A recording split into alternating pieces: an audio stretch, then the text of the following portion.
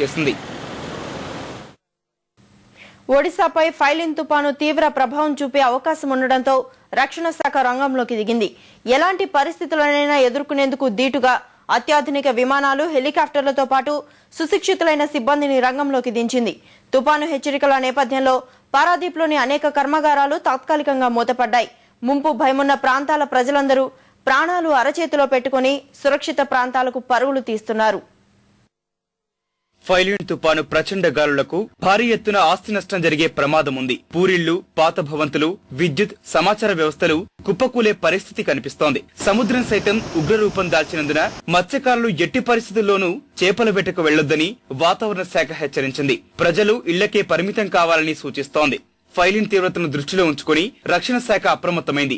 ఇలాంటి విపత్కర పరిస్థితులనైనా ఎదుర్కొనేందుకు వీలుగా భారత వాయుసేన నౌకాదళాన్ని సమాయత్తం చేసింది. అత్యాధునికమైన ఇయూషిన్ 76, C-130J సూపర్ హెర్క్యులెస్, యాంటోనీ 32 వంటి 24 విమానాలతో పాటు 18 హెలికాప్టర్లను మోహరించింది. అత్యవసర వైద్య చికిత్స అందించేందుకు వీలుగా నౌకాదళానికి చెందిన ఓడల్ని రంగంలోకి దింపింది. ఒడిశా రాజధాని భువనేశ్వర్ లో సైన్యం ప్రత్యేక కంట్రోల్ రూమ్ ఏర్పాటు చేసి సహాయక చర్యల్ని ఎప్పటికప్పుడు పర్యవేక్షిస్తోంది.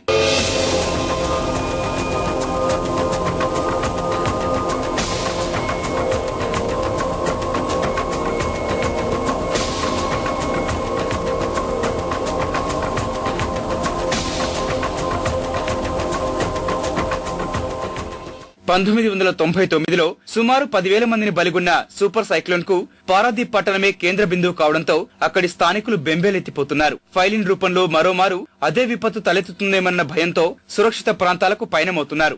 రాష్ట్రంలోని మిగిలిన ప్రాంత వాసులు తుపాను హెచ్చరికలతో అప్రమత్తమయ్యారు. కొద్ది రోజులకు సరిపడా నిత్యావసర సరుకుల్ని ముందు జాగ్రత్తగా కొని తెచ్చుకుంటున్నారు. ఫలితంగా అక్కడి దుకాణాలు, petrol బంకులు కిటకిటలాడుతున్నాయి.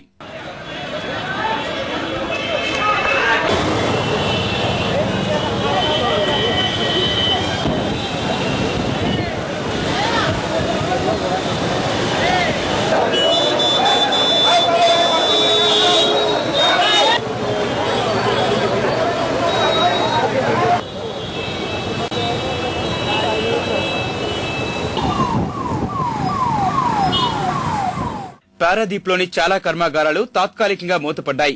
IOCL, PPT, PPL, IFFCO, SR కర్మాగారాల్లో పనిచేసే సిబ్బందిని సురక్షిత ప్రాంతాలకు తరలించే చర్యలు ముమ్మరంగా సాగుతున్నాయి. దేశంలోని 12 ప్రధాన ఓడరేవుల్లో ఒకటైన పారాదీప్ నౌకాశ్రయంలో కార్యకలాపాలన్నింటినీ అధికారులు పూర్తిగా నిలిపివేశారు. ఫైలిన్ తుపాను వల్ల ఎవరికీ నష్టం జరగకుండా చూడాలని భువనేశ్వర్లోని కళింగ విద్యా సంస్థలకు చెందిన 20,000 మంది విద్యార్థులు సామూహిక ప్రార్థనలు నిర్వహించారు.